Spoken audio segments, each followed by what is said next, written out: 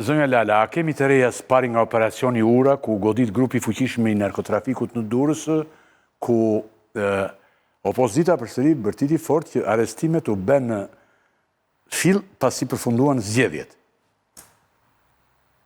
Tani ne diskutuam edhe të njëjtën e kaluar së bashku këtë çështje dhe prokuroria e posaçme, po ndërkohë edhe antimafia italiane e sqaroi pak a shumë momentin se kur u vendos edhe ndërhyrja e operacionit. Po për ta sqaruar nëse ka interes për opinionin publik, prokuroria e posaçme është drejtuar gjykatës në mars të këtij viti me kërkesat për caktimin e masës së sigurisë, duke qenë se bëhej fjalë për një grup me shumë persona të dyshuar, pra bëhet fjalë për 29 urdhër arreste në Shqipëri, të tjerat ishin në shtetin italian. Ka kërkuar kohë më të gjatë gjyqtari për të bërë edhe arsyetimin e vendimit, sepse ligji parashikon që arsyetimi i vendimit pra vendimi të jetë i arsyetuar në momentin që u paraqitet palëve ose bëhet arrestimi. Dhe zyrtarisht prokuroria e posaçme ka patur në duar vendimin e arsyetuar në datën 5 maj të këtij viti. Pra vetëm një afër para zgjedhjeve parlamentare të 11 maj. Sigurisht që opozita ka patur akuzat forta ndaj grupit të troplinëve për përfshirje në shitblerje të votave apo favorizim të kandidatëve, edhe unë personalisht kam dyshimet forta që ky grup është i angazhuar fuqishëm në mbështetjen e kandidatëve në listën e hapur, por kam dyshime, nuk kam prova, sepse kur thuash ka prova duhet kesh patjetër dokumenta dhe dhëna konkrete. Por dyshime që unë kanë të bëjnë me votimin e parësyeshëm të disa kandidatëve, po ashtu kam shkuar disa herë në Durrës dhe kam folur me banorët aty, me qytetarët aty për të kuptuar çfarë ndodhte.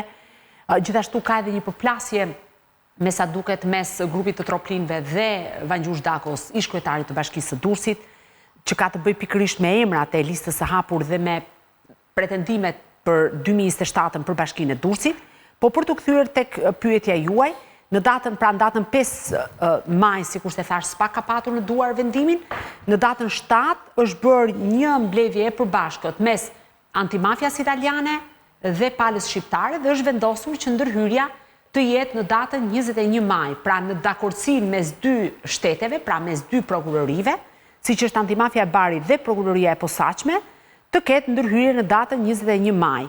Nëse kjo pastaj mund të konsiderohet e qëllim nga ana e opozitës, këtë nuk marr përsipër ta komentoj, por kjo është kronologjia e gjitha ngjarjeve, duke qenë se tashmë ka rrjedhur edhe vendimi në publik dhe ka të dhëna konkrete për të gjithë ecurinë, kur është bërë kërkesa, kur është marrë vendimi në dispozicion, e po ashtu kur është vendosur data për operacionin e përbashkët.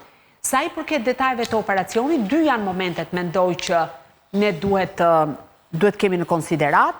Një, fakti që është goditur një ndër grupet i cili kishte mbietuar shumë aksioneve të mëparshme të SPAK-ut, edhe në vitin 2024 SPAK gjatë një kontrollit me hershëm kishte sekuestruar tek Elvis Doçi ose Visi Pojës, siç njihet, 3 milion euro dhe vetëm tashmë ka një urdhër arresti ndaj tij. E qartë, të jemi më sintetik këtu sepse e dyta jam me këtë fjali do ta mbyll. E dyta ka të bëjë me transfertat e parave. Janë 13 episode, un kam folur dhe herën e parë, po 13 episode që janë para që kanë ardhur nga organizata të njohura mafioze në Itali për shkak të shitjes së drogës atje dhe mënyra se si silleshin në Shqipëri. Pra përveç metodës që un përmenda pak më herët, mënyra se si silleshin në Shqipëri ishte shumë interesante. Pra një grup i strukturuar kriminal që punonte me shofer të besuar, që futeshin miliona euro dhe një autobus mund vinte nga veriu i Italisë në Shqipëri me vetëm 10 pasagjerë, sepse fitimet dihet se si ishin për shkak të milionave që silleshin të vendosur në të posaçme.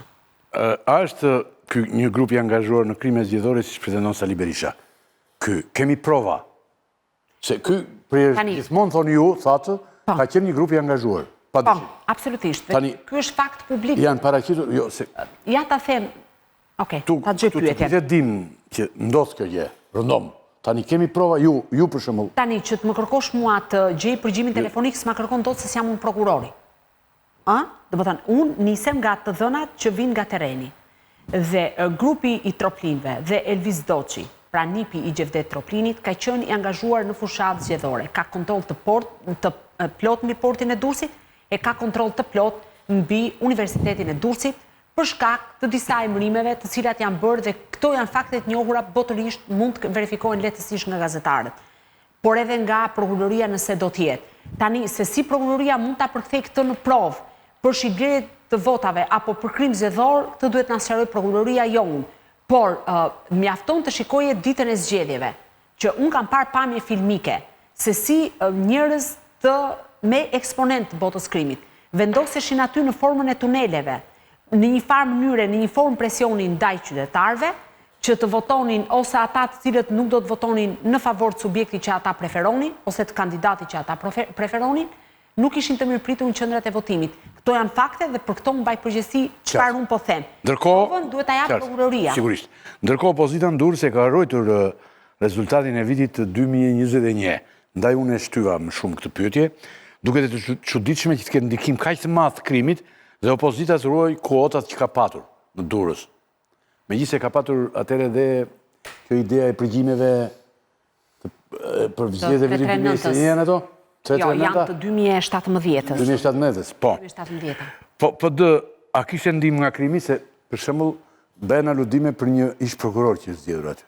Ai s'është kriminal, sigurisht ka qenë prokuror, a gjyqtar ka qenë ai. Ish prokurori i Durrësit, po, është aktualisht, pra pritet të jetë pjesë e parlamentit në shtator të këtij viti, 2025-ës. Zoti Arjan Doj, që i ka mbjetuar një atentati. Atentati ishte shumë i bujshëm sepse në makinë me prokurorin, pra në atë kohë ishte në detyrë, se tashmë është ish prokuror. Ishte ndoshta një ndër emrat më të rëndësishëm botës krimit në Durrës, Aleksandër Laho ose Pollum Muaremi, i njohur si Rumi. Aktualisht Aleksandër Laho është i shpallur në kërkim nga ana e SPAK dhe është i dënuar. Rumi Shjaku thotë. Po, Rumi, po. Ka qenë në të njëjtin automjet me prokurorin. Për fat keq në atë ngjarje mbeti vrar. Nëse kjo është një ngjarje që e njohim. Që ne e njohim vetë. Po s'është lidhje me zgjedhjet. Por kjo nuk ka lidhje me zgjedhjet. Tani nëse Rumi ka ndikuar, unë nuk jam në gjendje ta them, sepse ai është aktualisht në kërkim nga ana e prokurorisë posaçme për një tjetër çështje që ka të bëjë me tjetërsimin e pronave dhe korrupsion në tjetër. Enton, atëre kalojmë te Durrësi për të ikur këtij momenti. Ç'është mendimi juaj për këtë? Ky arrestim fill pas mbarimit të ditës zgjedhjeve, ndalimet. Ti themi për të tretë analistët. Tani është e kohë të diskutojmë se kur e kishin vendosur dhe se e ka vendosur, sepse kjo është një informacion që unë se kisha. S'kam që ta kem. Po në qëse kjo është vendosur nga të dy e parët për në 21 maj, kur është s'ka asgjë për italianët dhe ka pasur mbledhje në video call. Edhe ka vendosur datën 7 maj dhe është vendosur ndërhyrja të jetë në datën 21 për shkak të pritjes së një ngarkese të mundshme që vinte, pra pretendoi që do vinte një ngarkesë madhe droge nga Ekuadori. Dhe ishin duke ndjekur sasinë e drogës vendosur mes dakurcive. Po pastaj nëse ka dyshime të tjera, secili ka drejtë ti thotë. Dyshimet që janë hedhur se nuk janë gjetur të ata që janë dashur të arrestohen. Në rëndësishme të vetë. Por është gjetur më i rëndësishmi që është ky vis i pojës që